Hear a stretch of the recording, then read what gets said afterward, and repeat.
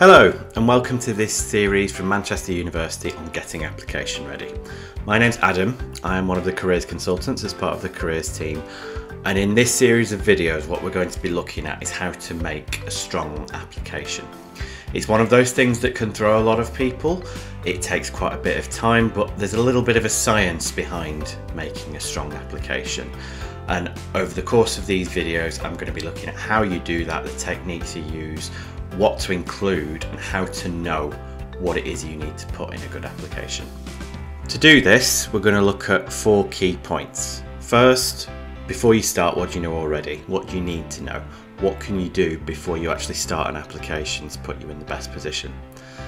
Then, how do you stand out? How can you elevate your application so that it puts your best foot forward? We're going to look at job descriptions and person specifications, how they can help in the application process and which one to use.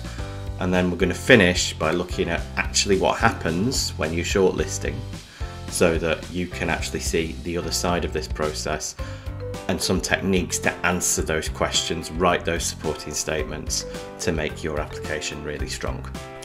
Before you get started, there's a few things that you need to understand.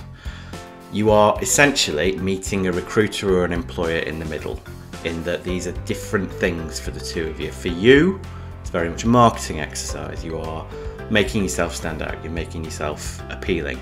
Whereas for a recruiter and employer, what they're looking to do is essentially narrow down a list.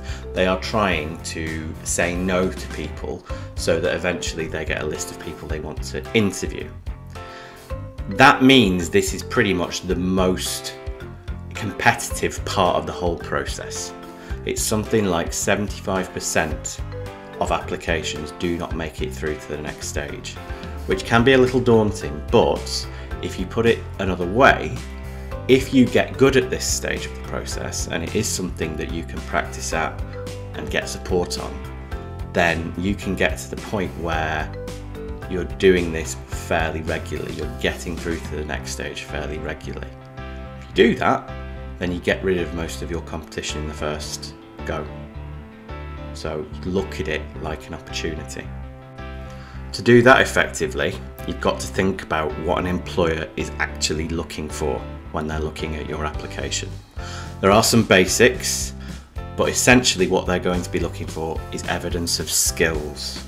There are some on the screen here that there could be all sorts of skills that they're looking for, but essentially what they're doing is looking for evidence that you have used these skills, that you have developed these skills, that you can use them when you eventually come to work for them.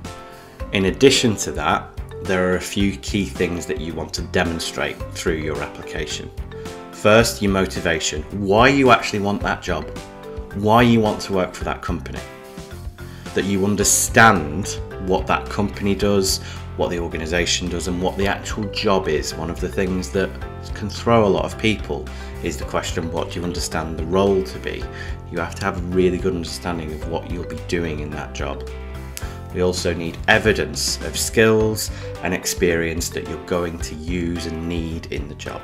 And the key word there is evidence. And then finally, when you're applying for this, how does this fit into your overall objective, whether that's a career aim, previous experience, interests, whatever. How does this fit into your plan so that the employer knows that your motivation is genuine? So before you start then, you've got to do some research. What sort of person works there? What skills do they have? How do they match with the skills you have? Use things like LinkedIn, can be really, really helpful. Look at things like their website on their About Us, our services, our team, see what vacancies they've got, any person specs or job descriptions they have available. But also look at things like their social media.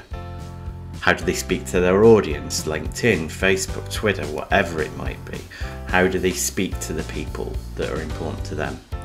Use things like Prospects, Glassdoor. Look at things that actually give you that information that might be helpful. And if you can, talk to people from that business, again through things like online networking, so LinkedIn, job fairs, careers fairs. All of this can give you a picture of what they want, so you know going into an application what you need to give them. That brings us to the end of this section.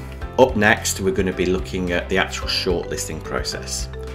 How companies do this, how employers look at shortlisting, the processes they go through, and how you can use that to your advantage to essentially predict what they're going to ask and give them what they want.